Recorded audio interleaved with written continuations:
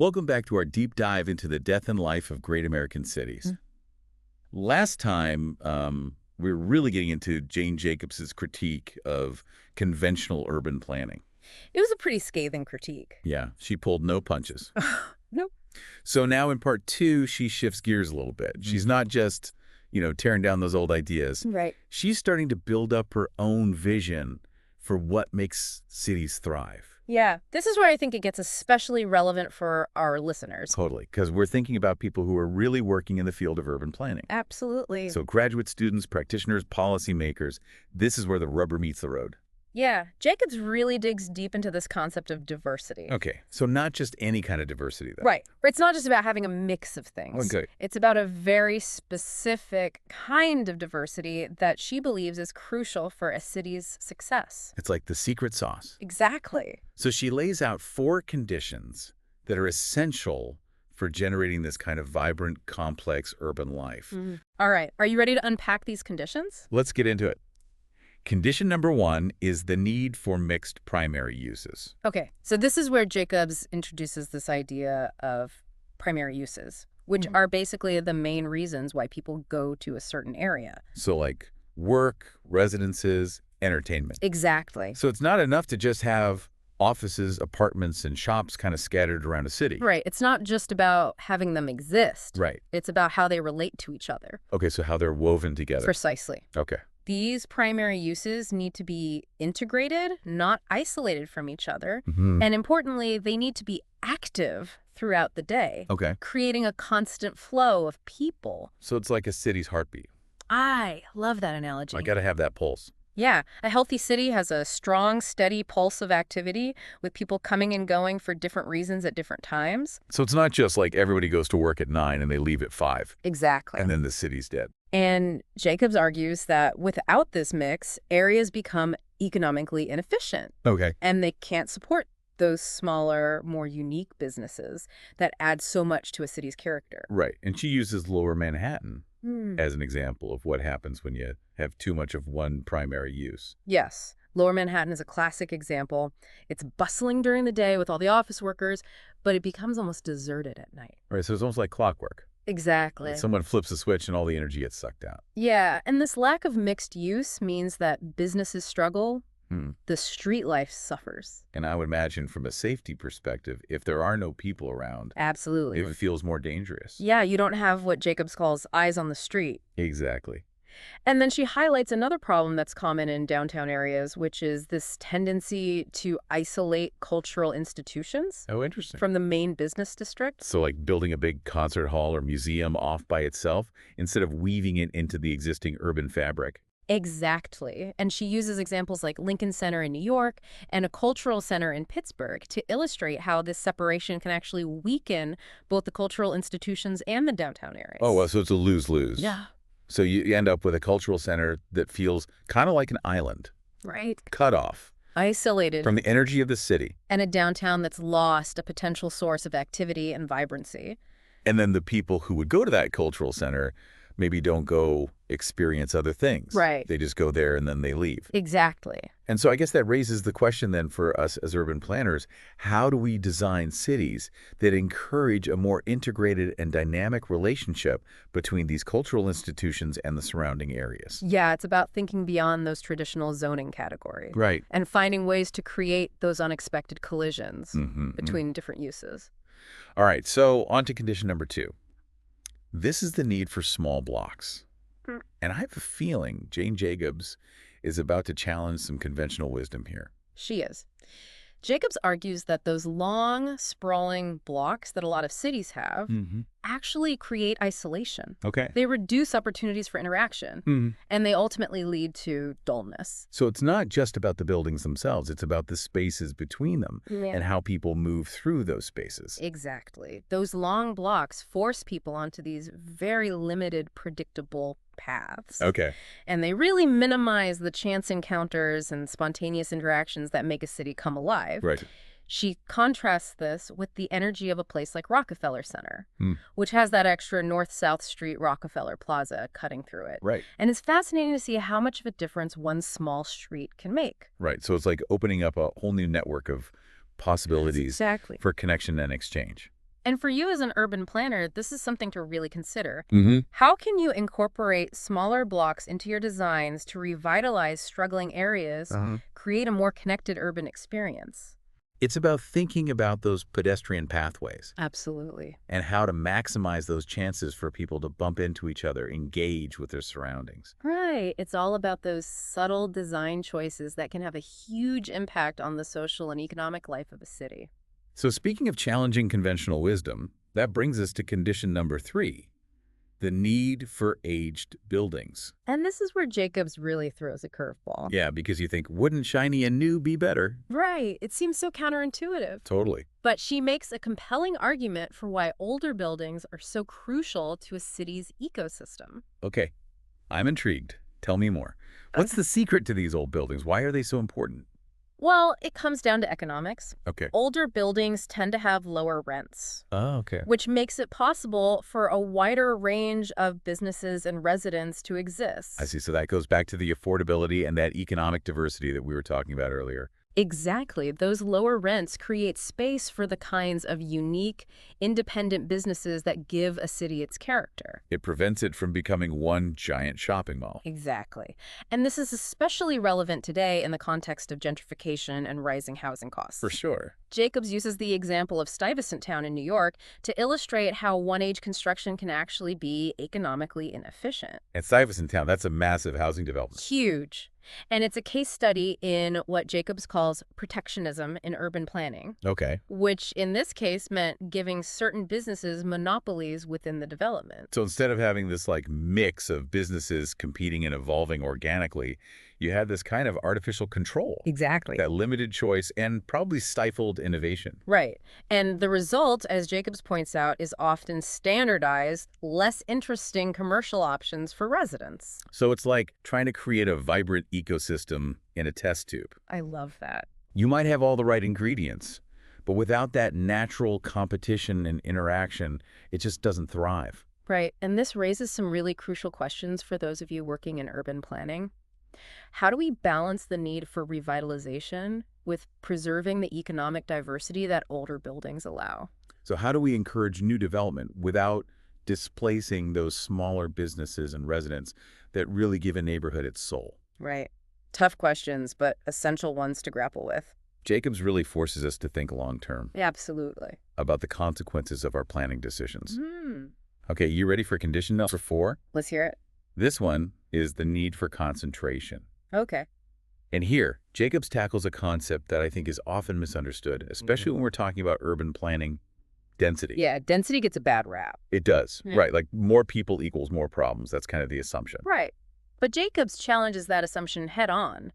She argues that high dwelling density, when done well, is actually crucial for a lively city. Hold on. So she's saying that packing more people into a smaller space can actually be a good thing. She is, but she's not talking about cramming people into tiny apartments. Right. She's very clear about the distinction between density and overcrowding.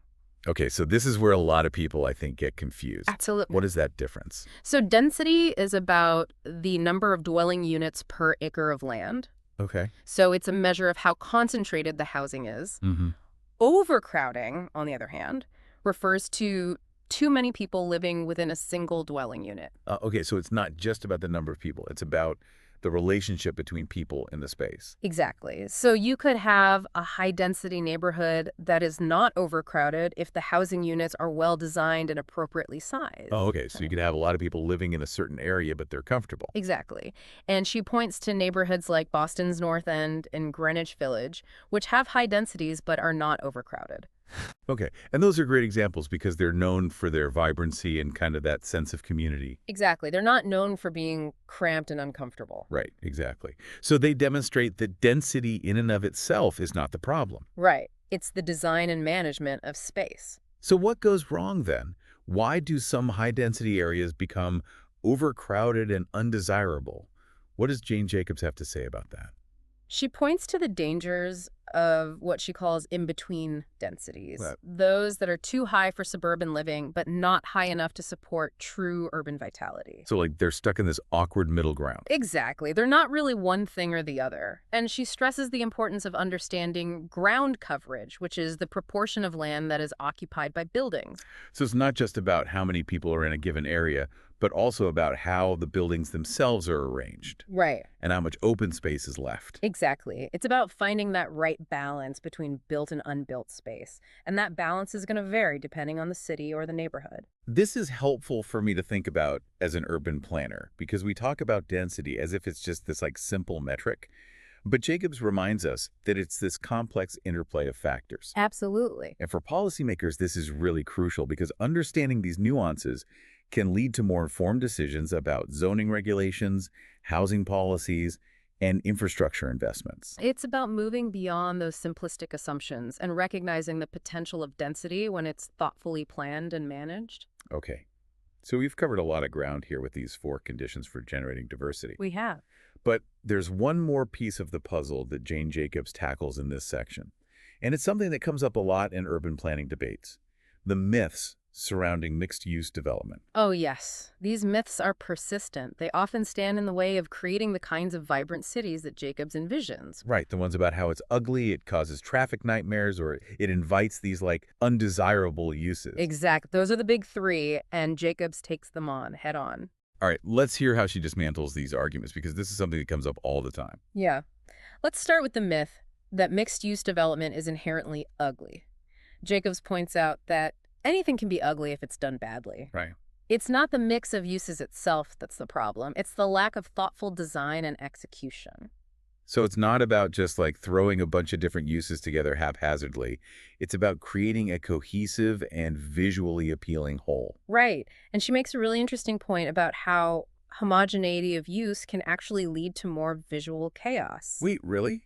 How does that work? Yeah. I would think that having a mix of things would make it look more jumbled. Well, think about it this way. When you have a street with only one type of use, the only way to differentiate yourself is through these superficial, eye-catching gimmicks. So it's like they're all shouting for attention, but there's no real substance behind it. Exactly. And that creates a sense of visual clutter and disorganization.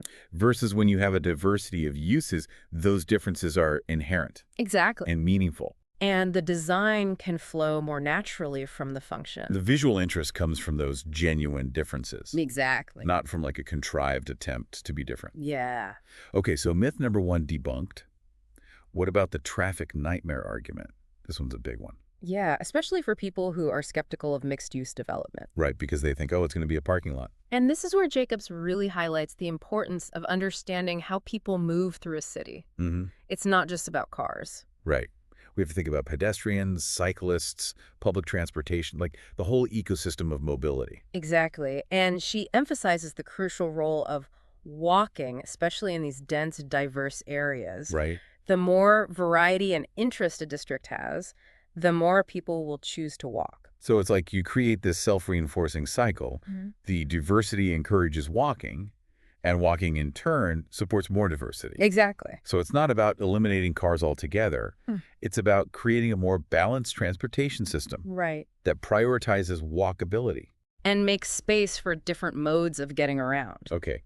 So it's about designing streets that are safe and inviting for everyone. Right. Not just cars. Okay. And then finally, we have the fear that mixed-use development invites these undesirable or harmful uses. This is a common one. People worry that loosening zoning restrictions will open the floodgates to things like junkyards or adult entertainment venues. Yeah, because they picture the worst-case scenario. Exactly. But Jacobs argues that this fear is misplaced. She points out that those undesirable uses actually thrive in areas that are already struggling. Oh, interesting. Places with low concentrations of foot traffic, little economic vitality. So it's like they fill the void left by a lack of diversity. Exactly. And she makes an important distinction between uses that are truly harmful and those that are simply perceived as undesirable because of their context. So like bars and theaters, for example. Those can be great additions to a neighborhood, but they sometimes get lumped in with these less desirable uses. Exactly.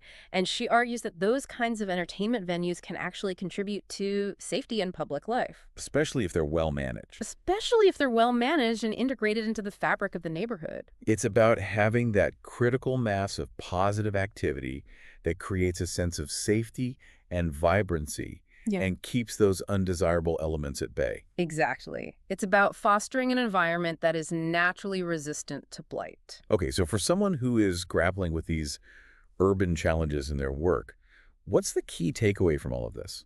Well, I think if we connect this back to the bigger picture, the most important lesson is that we need to shift our mindset about diversity. Okay. Instead of fearing it, we need to embrace it as the engine that drives a city's success. It's about understanding that those seemingly messy, unpredictable elements are actually essential Absolutely. for creating a truly vibrant and resilient urban fabric. Cities are at their best when they're allowed to evolve organically, Mm. to embrace complexity and difference. I love it, and that's a perfect segue into our final thoughts on part 2 of the death and life of great American cities.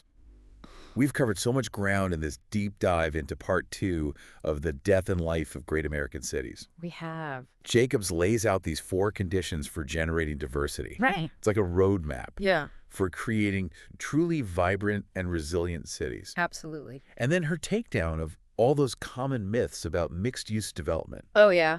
Like, that's essential reading for anyone who is involved in urban planning. It should be required reading. Really, it's like she gives us permission Yes. to embrace that complexity and messiness of cities Mm-hmm.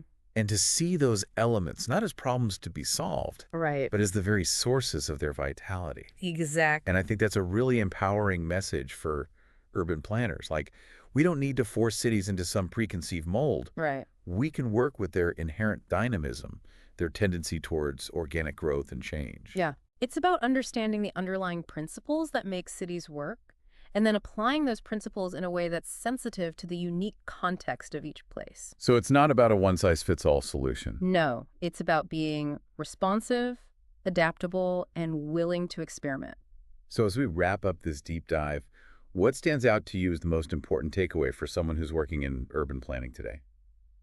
For me, what's really fascinating is how Jacobs connects these 4 conditions for diversity back to the overall health and functionality of a city. Okay. It's not just about aesthetics Right. or social equity, although those are important factors. Right. It's about creating a system that is fundamentally more efficient, resilient, and adaptable. So it's like those 4 conditions are the ingredients, and when you combine them in the right way, you get this like magic recipe for urban success. I like that, yeah. And it's really remarkable how relevant her ideas still are to the challenges that we face today. Whether we're talking about gentrification, climate change, the rise of new technologies, Jacobs's insights provide a framework for thinking about how to create cities that are both livable and sustainable. This deep dive has given me so much to think about as I continue in my work. You know, like I'm already starting to see the world around me differently, noticing those subtle design choices that can really make or break a neighborhood. It changes the way you look at things. It does. Yeah. And I hope this has encouraged our listeners to think critically about those conventional assumptions that we often take for granted in urban planning. Right. It's easy to fall into those traps. It is. So challenge the status quo, yes, embrace complexity, absolutely. and never underestimate the power of diversity. I think those are the lessons I'm taking away from Jane Jacobs. Those are great lessons. And maybe, most importantly, remember that cities are constantly evolving. Right. They're never finished products. They're living organisms. They are. So our work as urban planners is never done. It's a process. It is. We need to keep learning, keep adapting, keep collaborating to create cities that work for everyone. That is a great note to end on. So for all of you urban planning enthusiasts out there, go forth and apply these principles, challenge those outdated approaches, embrace the power of diversity, and most importantly, keep that urban planning spirit alive. Yeah. So we've been talking all about Jane Jacobs and her ideas on cities. Yeah, and how to make them really work. Right, and this idea that diversity is actually the key. Not just any diversity. Right, it's got to be the right kind, Right. and it has to be in these high concentrations. Yeah, got to have that density. And that's what really creates that sort of vibrancy, exactly. what she talks about. It's like a recipe. You put all these things together and the city just comes alive. You know, I was thinking about it. It's almost like a symphony orchestra. You need all the different instruments, Oh, that's good. right? You need the strings, the brass, the woodwinds, percussion, and they all have to be playing together in harmony. Yeah, and each one has its own role to play. And they have to be balanced. But then there's also this element of improvisation, right? Oh, yeah. Cities are not static. Right. They're constantly They're changing. dynamic. And so there's this constant sort of like back and forth. It's a conversation. It's a conversation between the different parts of the city. Between the people, the buildings, the streets. Exactly. And it's messy, It is messy. but it's also incredibly beautiful. And that's the beauty of it. Yeah. I think that's what Jane Jacobs really captures in this book. It's that sense of like the city as this living, breathing organism. It's a celebration of that complexity. Exactly. And I think for our listeners, whether you're a graduate student who's just starting out in urban planning, or you're a seasoned practitioner, Or a policymaker. or a policymaker, this book really offers this like wealth of insight. Timelessly relevant. Yeah. And it challenges us to think differently To question those assumptions that we often take for granted. about how cities work. To be more creative and innovative in our approach. So what's the one thing that you hope our listeners take away from this deep dive into the death and life of great American cities? I think the most important thing is to never lose sight of the human element. Okay. At the end of the day, cities are for people. And our job as planners is to create environments that foster human connection, creativity, and well-being. So let's keep that conversation going. Yeah. Let's get out there and explore our cities. With fresh eyes. With fresh eyes. And a renewed sense of purpose. And let's work together to build cities that are truly alive. Absolutely. Thanks for joining us on this deep dive.